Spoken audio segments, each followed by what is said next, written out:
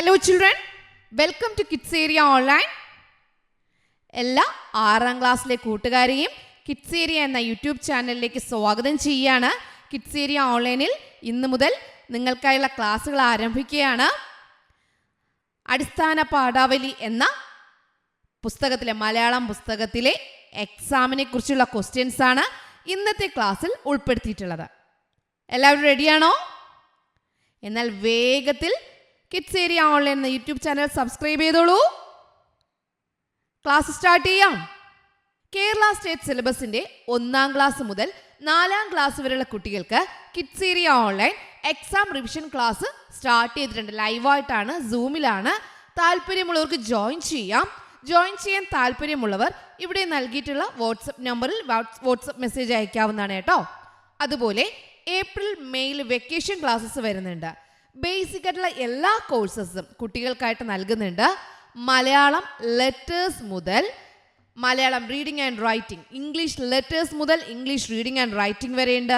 Hindi letters മുതൽ ഹിന്ദി എഴുതാനും വായിക്കാനും പഠിപ്പിക്കുന്ന കോഴ്സ് വരെയുണ്ട്. മാത്തമാറ്റിക്സ് ബേസിക്സ് ഉണ്ട്.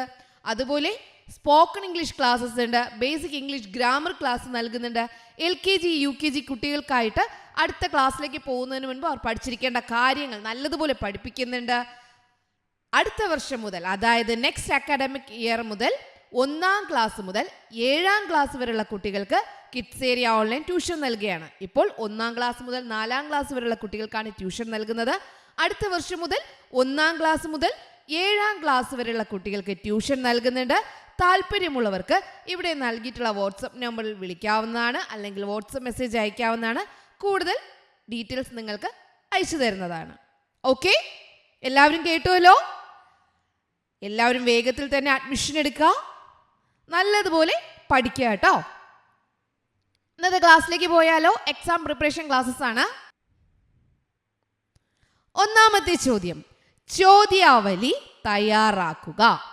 ചോദ്യാവലി തയ്യാറാക്കാനായിട്ട് അറിയാവോ? നമുക്ക് നോക്കിയാലോ? റെഡി? ബാലലീല എന്ന കവിത എഴുതിയ മലയാളത്തിൻ്റെ പ്രശസ്ത കവയിത്രി ബാലാമണി അമ്മയുമായി 6ാം ക്ലാസ്സിലെ കൂട്ടുകാർ നടത്തിയ അഭിമുഖത്തിൻ്റെ റിപ്പോർട്ടാണ് ചുവടെ കൊടുത്തിട്ടുള്ളത്. വായിച്ചു നോക്കൂ. റിപ്പോർട്ട് നൽകാം. എന്താ ഇവിടെ പറഞ്ഞിട്ടില്ലേ? ബാലലീല എന്ന കവിത എഴുതിയതാരാ? ബാലാമണി അമ്മ. ബാലാമണി അമ്മയുമായി 6ാം ക്ലാസ്സിലെ കൂട്ടുകാർ അഭിമുഖം നടത്തി. അതിൻ്റെ റിപ്പോർട്ട് ഒന്ന് വായിച്ചാലോ? അവർ കുറച്ച് ചോദ്യങ്ങൾ ചോദിച്ചു. അതിന് ബാലാമണി അമ്മ ഉത്തരം നൽകി. അത് ഒരുമിച്ച് ഒരു റിപ്പോർട്ടാക്കി എഴുതി. റിപ്പോർട്ട്: മാതൃത്വം തുളുമ്പുന്ന ലളിതസുന്ദരമായ കാവ്യശൈലി കൊണ്ട് മലയാളത്തെ സമ്പന്നമാക്കിയ കവയിത്രി, പ്രശസ്ത കവി നാലപ്പാട്ട് നാരായണ മേനോന്റെ മരുമകളും പ്രസിദ്ധ എഴുത്തുകാരി മാധവിക്കുട്ടിയുടെ അമ്മയുമാണ്. തൃശൂർ ജില്ലയിലെ പുന്നയൂർ കുളത്ത് ജനിച്ചു. ആദ്യ കവിതാ സമാഹാരം 1930 പ്രസിദ്ധീകൃതമായ കൂപ്പുകൈ ആണ്. കേരള സാഹിത്യ അക്കാദമി അവാർഡുകൾ, സരസ്വതി സമ്മാൻ എന്നിവ ലഭിച്ചിട്ടുണ്ട്. സോപാനം, മുത്തശ്ശി, മഴുവിൻ്റെ കഥ, അമ്മ, കുടുംബിനി, ലോകാന്തരങ്ങളിൽ എന്നീ കവിതാ സമാഹാരങ്ങളാണ് പ്രധാന കൃതികൾ. ഇതാണ് റിപ്പോർട്ട്. 6ാം ക്ലാസ്സിലെ കൂട്ടുകാർ കുറച്ച് ചോദ്യങ്ങൾ ചോദിച്ചു. അവർക്ക് കിട്ടിയ ഉത്തരത്തിൻ്റെ അടിസ്ഥാനത്തിൽ തയ്യാറാക്കിയ റിപ്പോർട്ടാണ്. ഈ റിപ്പോർട്ടിലെ വിവരങ്ങൾ ലഭിക്കാൻ കുട്ടികൾ ഏതൊക്കെ ചോദ്യങ്ങളായിരിക്കും ചോദിച്ചിട്ടുണ്ടാവുക? 5 ചോദ്യങ്ങൾ തയ്യാറാക്കുക. ഇവിടെ കുറച്ച് കാര്യങ്ങൾ പറഞ്ഞു. ആരുടെ മരുമകളാണ്? അമ്മയാണ്? കൃതികൾ ഏതൊക്കെയാണ്? കുറച്ച് കാര്യങ്ങൾ പറഞ്ഞു അല്ലേ? അപ്പോൾ ഏതൊക്കെ ചോദ്യങ്ങളായിരിക്കും ചോദിച്ചപ്പോൾ ഈ ഉത്തരങ്ങൾ ലഭിച്ചിട്ടുണ്ടാവുക? ആ 5 ചോദ്യങ്ങൾ നിങ്ങൾ തയ്യാറാക്കണം. എങ്ങനെ തയ്യാറാക്കാം?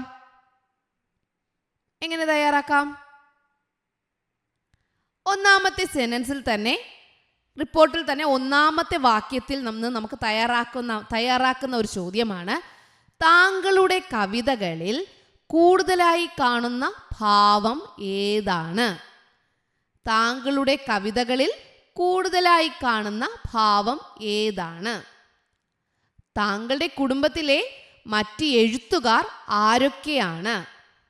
താങ്കളുടെ കുടുംബത്തിലെ മറ്റെഴുത്തുകാർ ആരൊക്കെയാണ്? ആദ്യ കവിതാ സമാഹാരം ഏതാണ്? ആദ്യ കവിതാ സമാഹാരം ഏതാണ്? ഏതെല്ലാം അവാർഡുകൾക്ക് അർഹയായിട്ടുണ്ട്? ഏതെല്ലാം അവാർഡുകൾക്ക് അർഹയായിട്ടുണ്ട്? താങ്കളുടെ പ്രധാന കവിതാ സമാഹാരങ്ങൾ ഏതൊക്കെയാണ്? താങ്കളുടെ പ്രധാന കവിതാ സമാഹാരങ്ങൾ ഏതൊക്കെയാണ്? ഇനി നിങ്ങൾ ആ റിപ്പോർട്ട് ഒരിക്കൽ കൂടി വായിച്ചു കഴിഞ്ഞാൽ ഇതിൻ്റെ ഉത്തരം നിങ്ങൾക്ക് അതിൽ നിന്നും കിട്ടും. ഓക്കെ, അങ്ങനെ വരുമ്പോൾ നിങ്ങൾക്ക് എങ്ങനെയാണ് ചോദ്യം തയ്യാറാക്കേണ്ടത് എന്നുള്ളത് മനസ്സിലാകും. താങ്കളുടെ എന്നാണ് ഇവിടെ അഭിസംബോധന ചെയ്തിരിക്കുന്നത്. ഓക്കെ, ഇതുപോലെ ചോദ്യങ്ങൾ തയ്യാറാക്കാനായിട്ട് അറിയാലോ?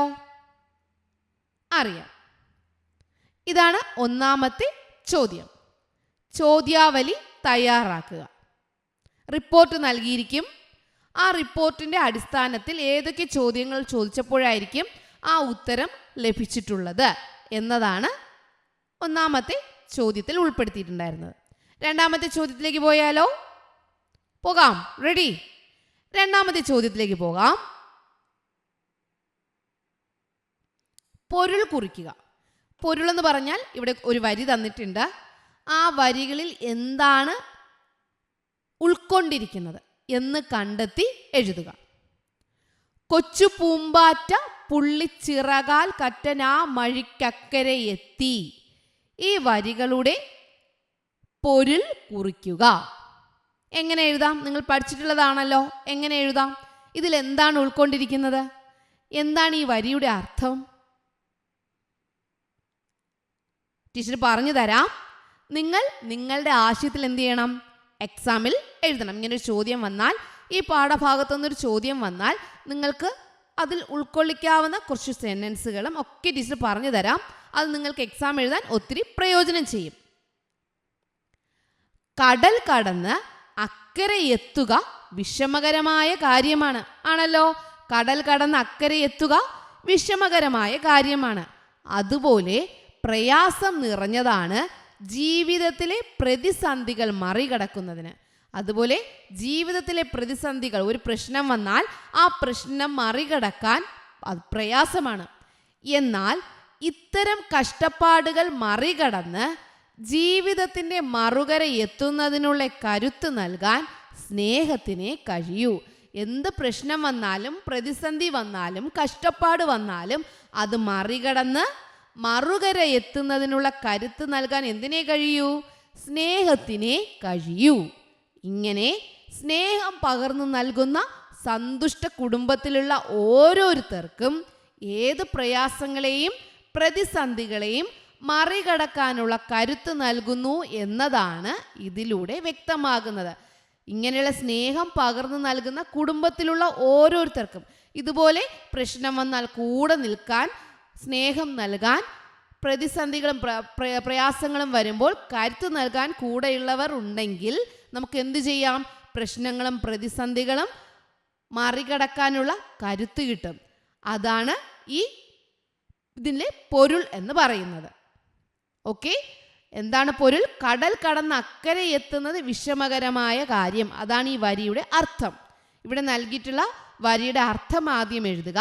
കടൽ കടന്ന് അക്കരെ എത്തുക വിഷമകരമായ കാര്യമാണ്. അതുപോലെ പ്രയാസം നിറഞ്ഞതാണ് ജീവിതത്തിലെ കഷ്ടപ്പാടും പ്രതിസന്ധിയും മറികടന്ന് മറുകര എത്തുക എന്നുള്ളത്.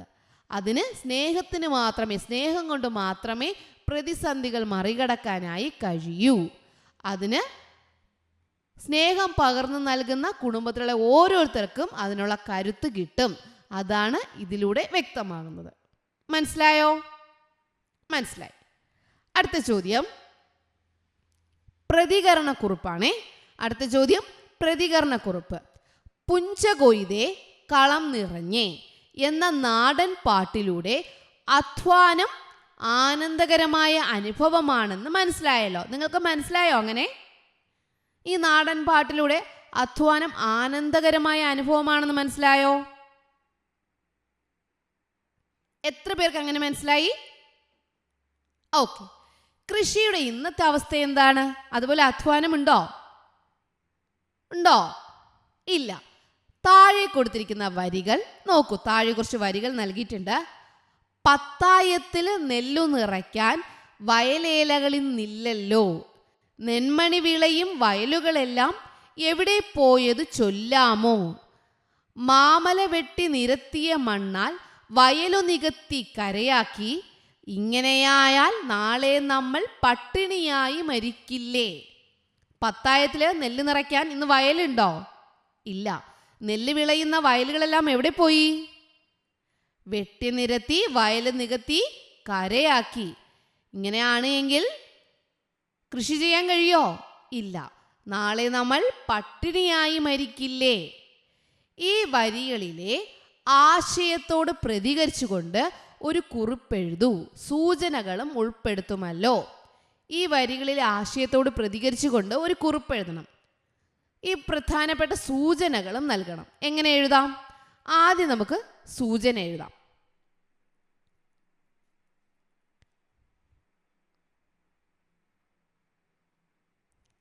സൂചനകൾ എഴുതാം.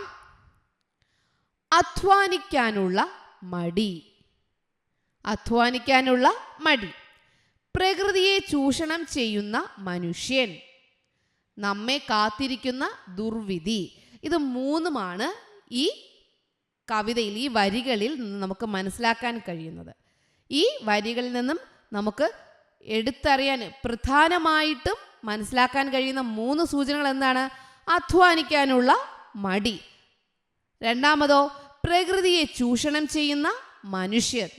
മൂന്നാമതോ നമുക്ക് എന്താണ് സംഭവിക്കുവാൻ പോകുന്നത്? നമ്മെ കാത്തിരിക്കുന്ന ദുർവിധി. ഇനി നമുക്ക് അതിനെക്കുറിച്ചൊരു കുറിപ്പ് തയ്യാറാക്കാം.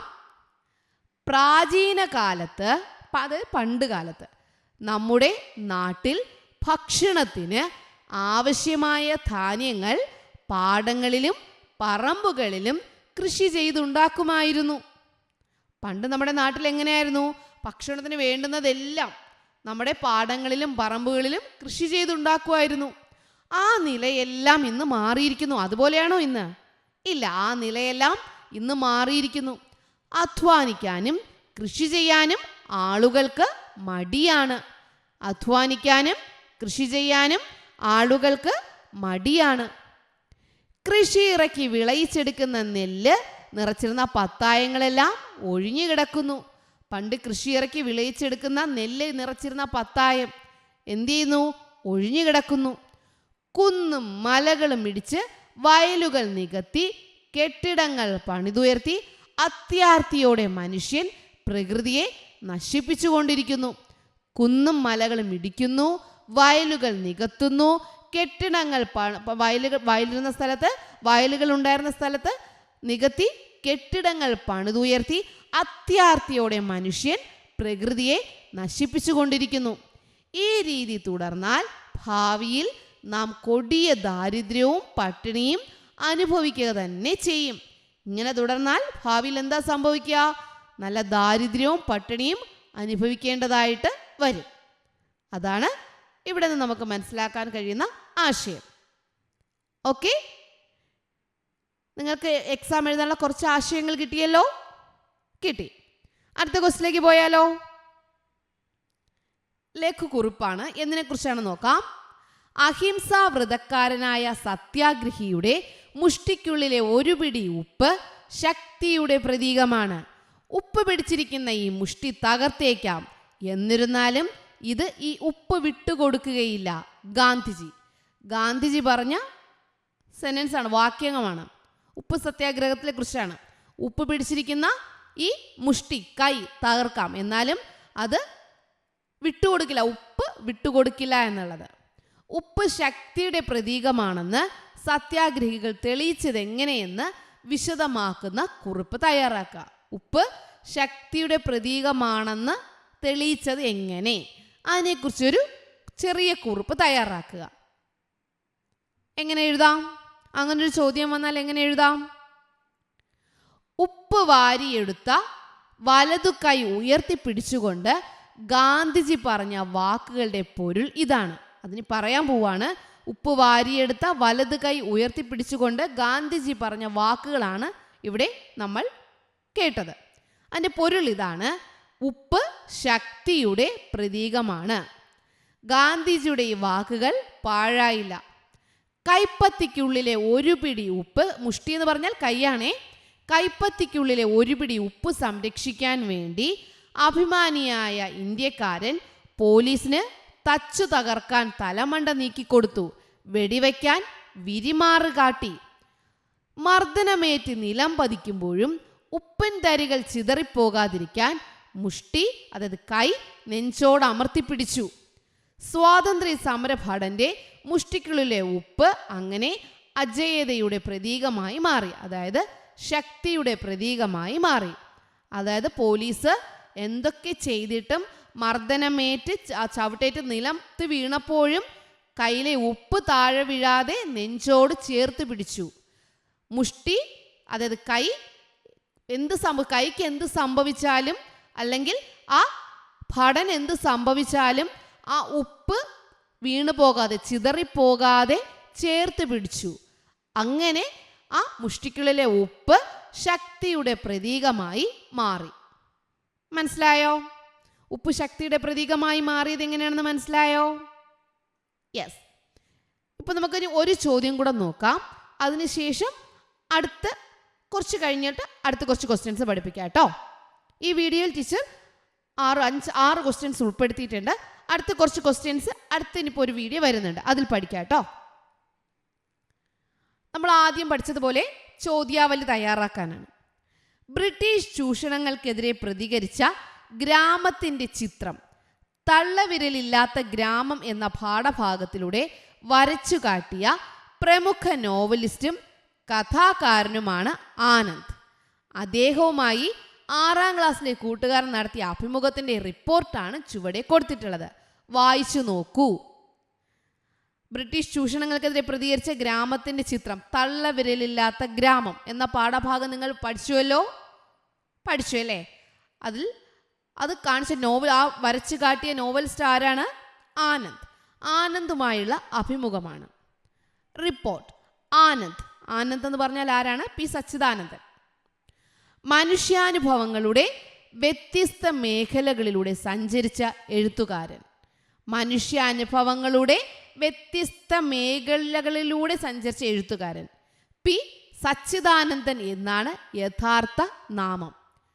1936 തൃശ്ശൂർ ജില്ലയിലെ ഇരിങ്ങാലക്കുടയിൽ ജനിച്ചു. അപ്പോൾ യഥാർത്ഥ നാമം ചോദിക്കാം. അങ്ങനൊരു ചോദ്യം തയ്യാറാക്കാം. ജനനം എവിടെയാണ് എന്ന് ചോദിക്കാം.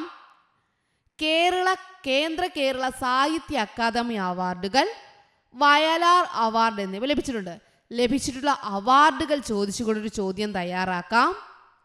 ആൾക്കൂട്ടം, മരുഭൂമികൾ ഉണ്ടാകുന്നത്,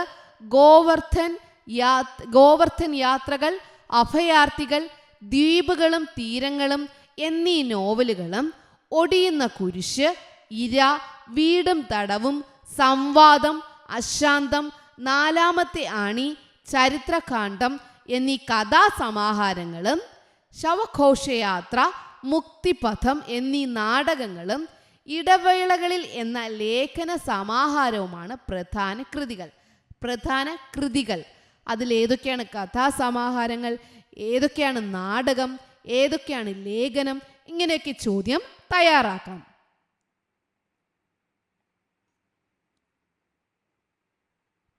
ഈ റിപ്പോർട്ടിലെ വിവരങ്ങൾ ലഭിക്കാൻ കുട്ടികൾ ഏതൊക്കെ ചോദ്യങ്ങളായിരിക്കും ചോദിച്ചിട്ടുണ്ടാവുക? ടീച്ചർ ആദ്യം ഇങ്ങനൊരു ചോദ്യം പഠിപ്പിച്ചിട്ടുണ്ടായിരുന്നു. ഏതൊക്കെ ചോദ്യങ്ങൾ ചോദിക്കാം? നിങ്ങൾക്ക് എഴുതാനായിട്ട് അറിയാലോ. എങ്ങനെയൊക്കെ ചെയ്യാം? താങ്കളുടെ യഥാർത്ഥ പേര് ടീച്ചർ പറഞ്ഞുവരുന്നു. താങ്കളുടെ രചനകളിലെ പ്രധാന വിഷയം, മനുഷ്യാനുഭവങ്ങളിലൂടെ. ഓർമ്മയില്ലേ? ഓക്കെ. താങ്കൾ ഏതെല്ലാം മേഖലകളിൽ രചന നടത്തിയിട്ടുണ്ട്? കഥ, കവിത, നാടകം, ലേഖനം. അതാണ് ഉത്തരമായിട്ട് ഇവിടെ നൽകിയിട്ടുള്ളത്. താങ്കൾ ഏതെല്ലാം മേഖലകളിൽ രചന നടത്തിയിട്ടുണ്ട്? താങ്കൾക്ക് ലഭിച്ചിട്ടുള്ള അവാർഡുകൾ ഏതൊക്കെയാണ്? താങ്കളുടെ ലേഖന സമാഹാരം ഏതാണ്? ഇവിടെ ടീച്ചർ 5 ചോദ്യങ്ങൾ ഉൾപ്പെടുത്തിയിട്ടുണ്ട്. നിങ്ങൾക്ക് ഈ ചോദ്യങ്ങളും ഇതുപോലെ മറ്റുള്ള ചോദ്യങ്ങളും കണ്ടുപിടിച്ച് എഴുതാവുന്നതാണ്. അപ്പോൾ ചോദ്യാവലി എന്നൊരു ക്വസ്റ്റ്യൻ വന്നു കഴിഞ്ഞാൽ റിപ്പോർട്ടിൽ നിന്ന് കണ്ടെത്തി എഴുതാൻ പറഞ്ഞാൽ ആ റിപ്പോർട്ട് വായിച്ചിട്ട് ചോദ്യം തയ്യാറാക്കാനായിട്ട് അറിയാലോ? തെറ്റിക്കില്ലല്ലോ? ഇല്ല. ഈ ഒരു ക്വസ്റ്റ്യൻ കൂടെ ഉൾപ്പെടുത്താം കേട്ടോ. ഉപ്പുകൊറ്റൻ്റെ അമാനുഷിക സിദ്ധികൾ വെളിപ്പെടുത്തുന്ന സന്ദർഭങ്ങളുടെ ലഘുവിവരണം തയ്യാറാക്കുക. എന്താണ്? ഉപ്പുകൊറ്റൻ്റെ അമാനുഷിക സിദ്ധികൾ വെളിപ്പെടുത്തുന്ന സന്ദർഭങ്ങൾ. നിങ്ങൾക്കറിയാലോ ഉപ്പുകൊറ്റൻ്റെ അമാനുഷിക സിദ്ധികൾ വെളിപ്പെടുത്തുന്ന സന്ദർഭങ്ങൾ ഏതൊക്കെയാണ്? പറഞ്ഞു നോക്കിയേ. ഓക്കെ, അതിനൊരു വിവരണം തയ്യാറാക്കുക. എങ്ങനെ തയ്യാറാക്കാമെന്ന് നോക്കാം. ഉപ്പുകൊറ്റൻ്റെ അമാനുഷിക സിദ്ധികളിൽ ഒന്നാണ് അഗ്നിഹോത്രിയുടെ ഭാര്യാപിതാവുമായി ബന്ധപ്പെട്ടുള്ള അനുഭവം. തിണ്ണയിൽ ഉപ്പുകൊറ്റൻ ഇരിക്കുന്നു. അടുത്തു തന്നെ ഉപ്പ് ചാക്കുമുണ്ട്. അപ്പോഴാണ് ഭാര്യാപിതാവിൻ്റെ വരവ്. വീതിയുള്ള തിണ്ണയായതിനാൽ അദ്ദേഹത്തിന് വീട്ടിനകത്തേക്ക് കയറിപ്പോകാൻ ധാരാളം സ്ഥലമുണ്ട്. എന്നാലും ഉപ്പുകൊറ്റനെ എഴുന്നേൽപ്പിക്കണമെന്ന് വാശി. ഒന്നാമത്തെ സന്ദർഭമാണേ. തിണ്ണയിൽ ഉപ്പുകൊറ്റൻ ഇരിക്കുന്നു, അടുത്ത് ഉപ്പുചാക്കുണ്ട്. അപ്പോഴാണ് ഭാര്യാപിതാവ് വരുന്നത്. വീതിയുള്ള തിണ്ണയായതിനാൽ അദ്ദേഹത്തിന് വീട്ടിനകത്തേക്ക് കയറിപ്പോകാൻ ധാരാളം സ്ഥലമുണ്ട്. എന്നാലും ഉപ്പുകൊറ്റനെ എഴുന്നേൽപ്പിക്കണമെന്ന് വാശി. അദ്ദേഹത്തിൻ്റെ കൂടെ വന്ന ബാല്യക്കാരോട് ഉപ്പുകൊറ്റനെ പിടിച്ചെഴുന്നേൽപ്പിച്ച് ഇറക്കി വിടാൻ ആജ്ഞ. ഉടനെ ആജ്ഞ പുറപ്പെടുവിച്ചു. കൂടെ വന്ന ബാല്യക്കാരോട് പറഞ്ഞു ഉപ്പുകൊറ്റനെ പിടിച്ചെഴുന്നേൽപ്പിച്ച് ഇറക്കി വിടാൻ പറഞ്ഞു. അവർ വന്ന് ഉപ്പുകൊറ്റനെ പിടിച്ചു. ആദ്യം ഒരാൾ, പിന്നെ അടുത്ത ആൾ, പലരും ചേർന്നെങ്കിലും ഉപ്പുകൊറ്റനെ പൊക്കാനായില്ല.